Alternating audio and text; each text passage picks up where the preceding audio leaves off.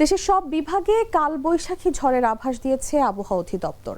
মঙ্গলবার কালবৈশাখী ঝড়ের সতর্কবার্তায় এ তথ্য জানানো হয়েছে।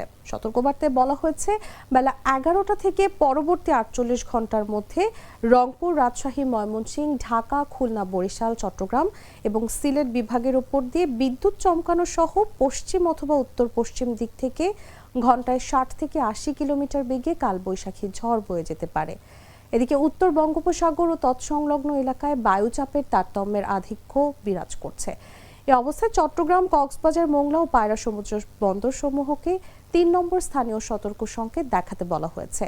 এই সতর্কবার্তায় বলা হয়, উত্তর বঙ্গোপসাগর ও তৎসংলগ্ন এলাকায় বায়ুচাপের তারতম্যের আধিক্য বিরাজ করছে।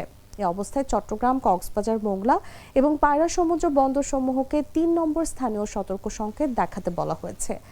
উত্তর বঙ্গোপসাগরে অবস্থানরত মাছ ধরার নৌকা ও ট্রলার সমূহকে পরবর্তী নির্দেশ না দেওয়া পর্যন্ত উপকূলের কাছাকাছি এসে সাবধানে চলাচল করতে বলা হয়েছে। ইউরোপ, এশিয়া, আমেরিকা যেখানে যাই, বিশ্বের 145টি দেশে আজ ফ্রুটো পাই।